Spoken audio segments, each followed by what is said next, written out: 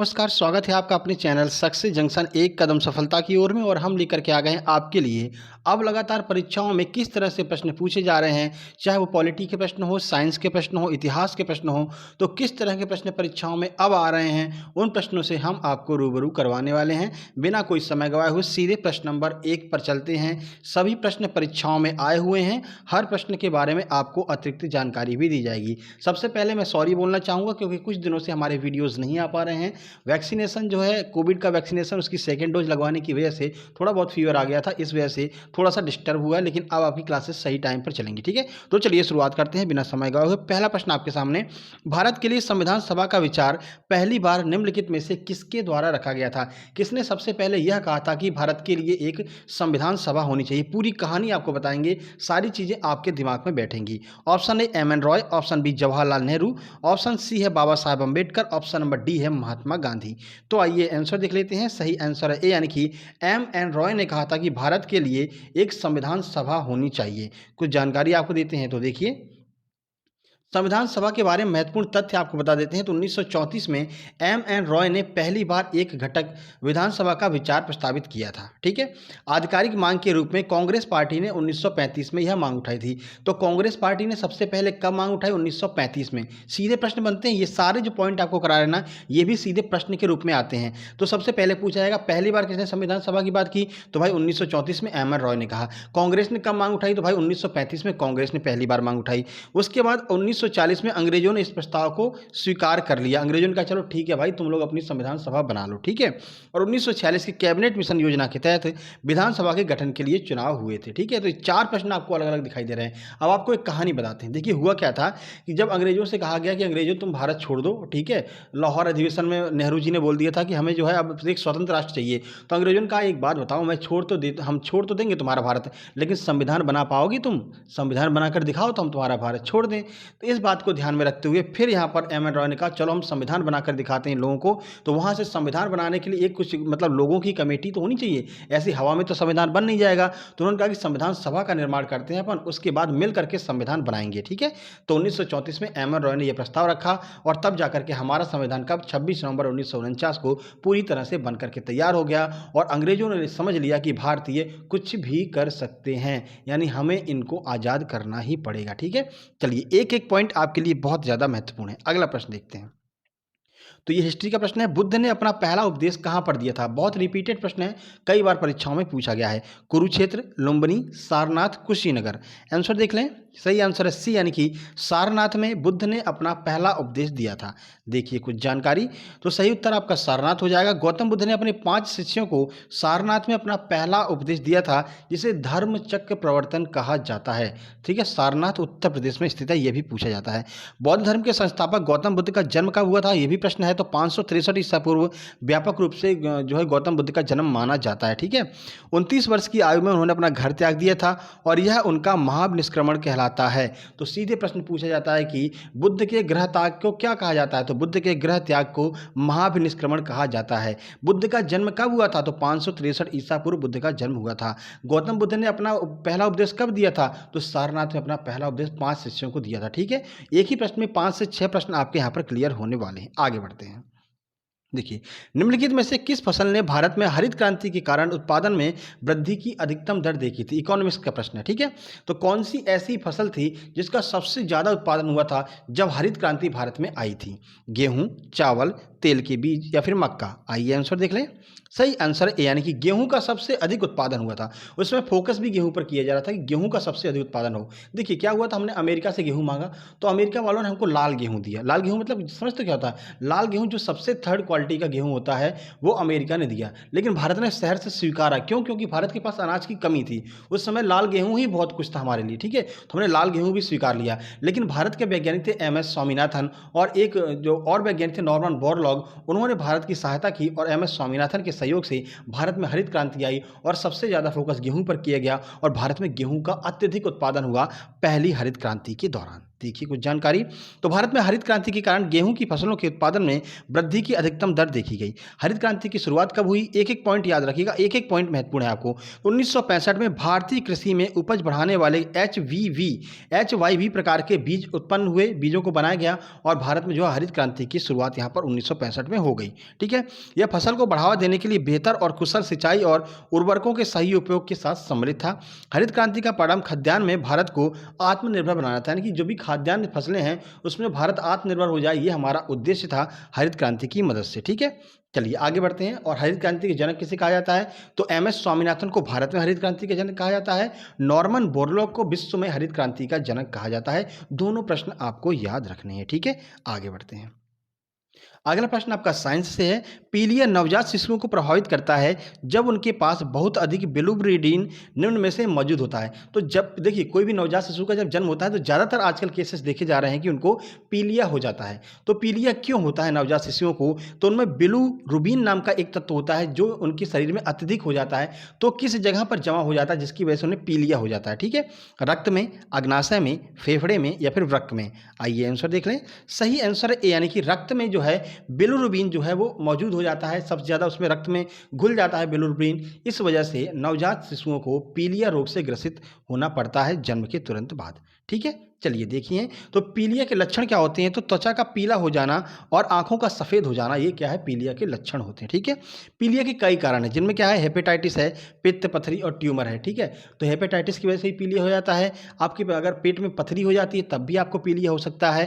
ठीक है, तो ये सारे पीलिया के उदाहरण होते हैं, याद रखिएगा। आगे बढ़ते हैं। निम्नलिखित में से कौन अपनी बाजार विनिमय नीति के लिए जाना जाता है, बहुत रिपीटेड ये प्रश्न है। ठीक है, और आपको लैंग्वेज इस तरह से दी जाएगी कि आप फंस करके रह जाएंगे। तो बाजार विनियमन नीति के लिए कौन जाना जाता है, इतिहास का यह प्रश्न है। नसीरुद्दीन महमूद, रजिया सुल्तान, इल्तुतमिश या फिर अलाउद्दीन खिलजी। आइए आंसर देख लें। सही आंसर डी, यानी कि अलाउद्दीन खिलजी को अपनी बाजार विनियमन प्रणाली के लिए जाना जाता है। ठीक है, कैसे, तो देखिए कहानी आपको बताते हैं। क्या हुआ था कि एक बार एक जो मतलब कि इनके यहाँ बाजार हुआ करते थे, अलाउद्दीन शाम को बाजार घूमने जाया करता था। ठीक है, तो अलाउद्दीन बाजार गया और बाजार में वहाँ पर पता लगा कि एक जो है दुकानदार ने यहाँ पर मतलब कि एक तरह से बेईमानी की है और चीज़ों को कम तौला है। तो अलाउद्दीन वहाँ पर गया, मतलब जिसको कम सामान दिया गया था उसको लिवा करके और बोला कि आपने कितना कम तौला है। उसने कहा सर इसने जो है 150 ग्राम हमको कम तौल करके दिया है। अलाउद्दीन ने तुरंत अपनी तलवार निकाली और उसका हाथ काट दिया और 150 ग्राम मांस जो है वो उसको तौल करके दे दिया जिसको ग्राहक को कम दिया गया था। इससे क्या हुआ, इससे पूरे बाजार में भय हो गया कि अगर आप कम तौलेंगे तो फिर आपके उतना ही मांस जो है सामने वाले को दे दिया जाएगा। तो बहुत डर सा पैदा हो गया और इस तरह से उसने बाजार पर अपना नियंत्रण रखा। जो महंगाई हुआ करती थी उस महंगाई को कम किया। तो अपने बाजार विनियमन प्रणाली के लिए कौन जाना जाता है, अलाउद्दीन खिलजी जाना जाता है। अब इस कहानी के माध्यम से आपको चीज़ें याद हो गई होंगी। जब भी आपके सामने परीक्षा प्रश्न आएगा बाजार विनियमन प्रणाली, आपको तुरंत हमारी कहानी याद आएगी और आप तुरंत बिल्कुल सही आंसर अलाउद्दीन खिलजी लगा करके आएंगे। ठीक है, आगे बढ़ते हैं।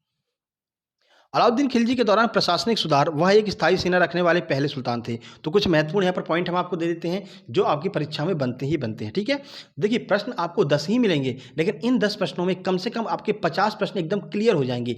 पॉइंट टू पॉइंट आपको हम जानकारी देंगे। ठीक है, तो स्थायी सेना रखने वाला पहला सुल्तान कौन था, पूछा जा सकता है, अलाउद्दीन खिलजी। ठीक है, और घोड़े को जो है दाग किसने लगाया था, मतलब अपने सेना में जितने भी घोड़े हुआ करते थे उन पर जो है अपने चिन्ह अंकित कर दिया था करता था। ठीक है, इससे क्या होता था, इससे देखो पहले क्या होता था कि जो सैनिक हुआ करते थे ना उनकी प्रेजेंट एब्सेंट लगती थी, कितने सैनिक के पास कितने घोड़े हैं, तो घोड़े गिन लिए जाते थे और ये हो जाता इतने घोड़े हैं इतने सैनिक होंगे। अब लेकिन सैनिक भी चतुर हुआ करते थे। सैनिक क्या करते थे, एक जो सैनिक है ना वो 2 घोड़ा रखा करता था। ठीक है, 2 घोड़े से क्या हुआ, इससे ये हो गया कि घोड़े बहुत ज़्यादा है यानी सेना भी बहुत ज़्यादा है तो पैसा भी बहुत ज़्यादा चाहिए। ठीक है, तो ये बात अलाउद्दीन खिलजी के समझ में आ गई कि कुछ गड़बड़ हो रहा है। तो उसने क्या किया, उसने कहा एक सैनिक के पास में एक घोड़ा होगा और वो घोड़ा ऐसा होगा जिस पर हमारा चिन्ह अंकित होगा। तो घोड़े को दागने की प्रथा भी किसने चालू की, अलाउद्दीन खिलजी ने। ठीक है, उसके बाद आगे बढ़ते हैं। मुक्तराज नामक एक विशेष अधिकारी हुआ करता था जो राजस्व संग्रह के लिए बनाया गया था। ठीक है, तो राजस्व टैक्स कलेक्शन के लिए कौन हुआ करता था, तो मुक्तराज नाम का एक जो है यहाँ पर अधिकारी हुआ करता था टैक्स कलेक्शन के लिए। तो ये मुक्तराज वाला प्रश्न सीधे पूछा गया एनटीपीसी में,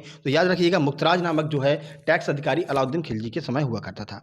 अलाउद्दीन ने सभी वस्तुओं की लागत को नियत करने का प्रयास किया। इस उद्देश्य के लिए उन्होंने दिल्ली में 3 प्रकार के बाजार स्थापित किए। तो 3 प्रकार के बाजारों के नाम पूछे जाते हैं। तो पहला था दीवान रियासत, ठीक है, यह मंत्री के अधीन हुआ करता था और यह बाजार नियंत्रण प्रणाली का विभाग था। ठीक है, बाजारों को किस तरह से नियंत्रित करना है उसका विभाग था। उन्होंने खेती योग्य भूमि को मापा और भूमि राजस्व को निर्धारित किया। बिस्वा के माप को मानक घोषित कर दिया। तो प्रश्न ये भी बनता है कि बिस्वा नामक मापक यंत्र किसने निकाला था? तो बिस्वा जो है वो अलाउद्दीन खिलजी से संबंधित है, ये आपको याद रखना है। अलाउद्दीन खिलजी के बारे में इतनी जानकारी आपको मिल गई। आगे बढ़ते हैं, अगला प्रश्न देखते हैं। चलिए, साइंस का प्रश्न है, गैस फ्लेम का सबसे गर्म भाग किसके नाम से जाना जाता है? तो गैस आप जलाते हैं, आपको बहुत सारी रोशनी दिखाई देती है, नीला दिखाई देता है, पीला दिखाई देता है, जैसे आप गैस को जलाते हैं। उसमें सबसे गर्म भाग कौन सा होता है ये पूछा जा रहा है। गैर चमकदार क्षेत्र, चमकदार क्षेत्र, ब्लू क्षेत्र या फिर डार्क क्षेत्र। इसमें बड़ा कन्फ्यूजन हो जाता है और लोग यहाँ पर ब्लू क्षेत्र लगा करके आ जाते हैं, लेकिन ब्लू इसका बिल्कुल आंसर नहीं है। इसका सही आंसर है ए, यानी कि गैर चमकदार क्षेत्र। जो क्षेत्र चमकता नहीं है वो यहाँ पर गैस फ्लेम का सबसे गर्म भाग होता है। कौन सा ऐसा क्षेत्र है जो नहीं चमकता है वो भी आपको बता देते हैं। तो देखिए, गैर चमकदार जो क्षेत्र होता है उसमें लौ जो है वो नीली होती है। जो नीली लौ होती है ना, उसे हम गैर चमकदार क्षेत्र कहते हैं। यहीं पर कंफ्यूजन हो जाता है और लोग जो है ब्लू को आंसर लगा करके आ जाते हैं, लेकिन ब्लू नाम का कोई क्षेत्र ही नहीं होता है। वो जो ब्लू होता है उसे हम गैर चमकदार क्षेत्र कहते हैं, सबसे गर्म क्षेत्र होता है। ठीक है, इस क्षेत्र में ईंधन का पूरा दहन होता है क्योंकि इसके चारों ओर बहुत हवा होती है। ठीक है, और आपको पता है ऑक्सीजन की आवश्यकता होती है किसी भी चीज़ को जलाने के लिए। ठीक है, तो बहुत अधिक हवा होती है, इस वजह से क्या होता है, बहुत अधिक दहन भी यहाँ पर होता है। बाहरी क्षेत्र में लौ में सबसे अधिक तापमान होता है। यह लौ का सबसे गर्म हिस्सा होता है। ठीक है, जो ब्लू वाला आपको दिखाई देता है सबसे गर्म हिस्सा होता है, लेकिन उसे गैर चमकदार क्षेत्र कहते हैं। याद रखिएगा, कंफ्यूज नहीं होना है। मध्य क्षेत्र की तुलना में ये जो होता है वो सबसे पतला भाग होता है, ये भी आपको याद रखना। ठीक है, आगे बढ़ते हैं।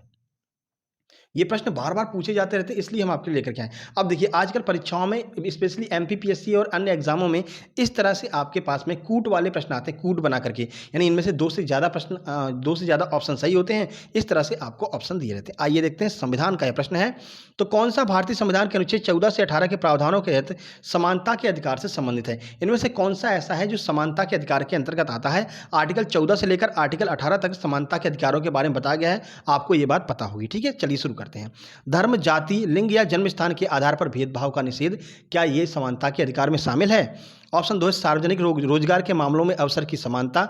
ऑप्शन नंबर 3 है अल्पसंख्यकों को शैक्षिक और सांस्कृतिक अधिकार। ऑप्शन नंबर 4 है अस्पृश्यता का उन्मूलन। बताइए, यह जो है इसमें कौन सा 14 से 18 के प्रावधानों के तहत समानता के अधिकार में आता है?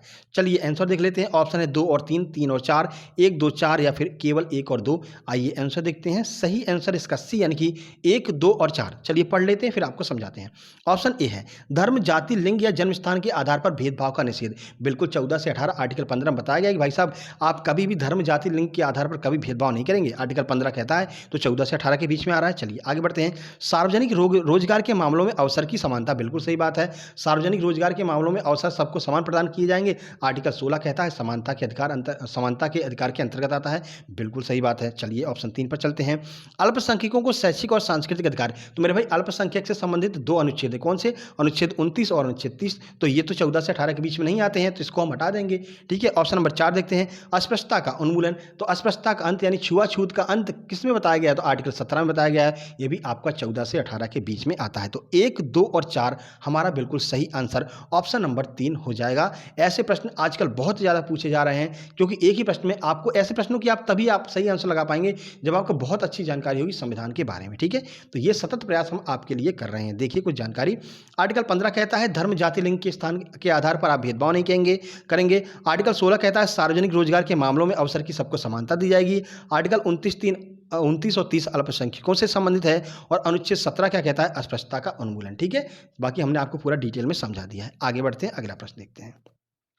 एक डैश औपचारिक दस्तावेज है जिसमें केवल भारत के उच्च न्यायालय या सर्वोच्च न्यायालय द्वारा किया गया सरकार के लिए अदालत का आदेश होता है। बहुत टफ यहाँ पर आपको लैंग्वेज दी गई है, लेकिन बड़ा सिंपल सा इसका आंसर है। चलिए पूरी बातें आपको समझाते हैं। ऑप्शन ए है समन, ऑप्शन बी दावा, ऑप्शन 3 है प्रतिज्ञा पत्र, ऑप्शन नंबर 4 है लेख या फिर रेट। अब देखिए इसमें बोला क्या गया है। इसमें यह बोला गया है कि एक ऐसा मतलब कि डॉक्यूमेंट होता है जो सर्वोच्च न्यायालय और उच्च न्यायालय के द्वारा निकाला जाता है। किसके लिए? तो राज्य सरकार के लिए। ठीक है, क्यों निकाला जाता है? क्योंकि हमारे मौलिक अधिकारों का जब राज्य सरकार हमारा हनन करती है तो हम सीधे उच्च न्यायालय या फिर सर्वोच्च न्यायालय जा सकते हैं। तो जैसे हम सर्वोच्च न्यायालय, उच्च न्यायालय पहुंचे तो वो किस तरह से हमारी मदद करेगा, वही आपसे पूछा जा रहा है। आइए आंसर देख लेते हैं। तो सही आंसर डी, यानी कि लेख या फिर रेट जारी करते हैं। ठीक है, आपको पता है आर्टिकल 32 अनुच्छेद 32 के अनुसार सर्वोच्च न्यायालय रेट जारी करता है, अनुच्छेद 226 के अनुसार उच्च न्यायालय रिट जारी करता है। आपको ये सारी जानकारी होगी अगर आपने संविधान अच्छे से पढ़ा होगा, ठीक है। तो यही कहा जा रहा है अगर हमारे मौलिक अधिकारों का हनन होगा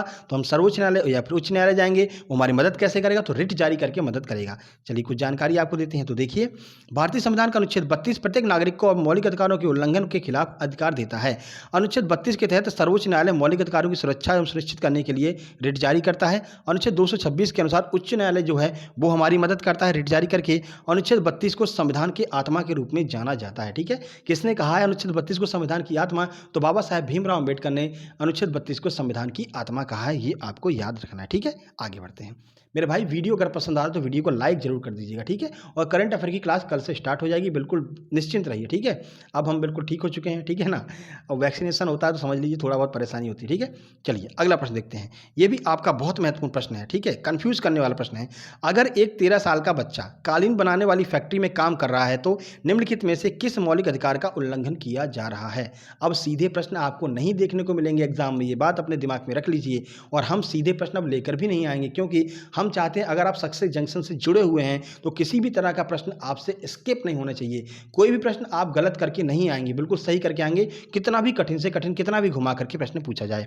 संस्कृति और शैक्षिक अधिकार, शोषण के विरुद्ध अधिकार, स्वतंत्रता का अधिकार या फिर समानता का अधिकार, किस अधिकार का उल्लंघन हो रहा है अगर 13 साल से कम उम्र का बच्चा कालीन की फैक्ट्री में काम कर रहा है। सही आंसर है बी, यानी कि शोषण के विरुद्ध अधिकार का यहाँ पर उल्लंघन हो रहा है। चलिए पूरी जानकारी आपको देते हैं।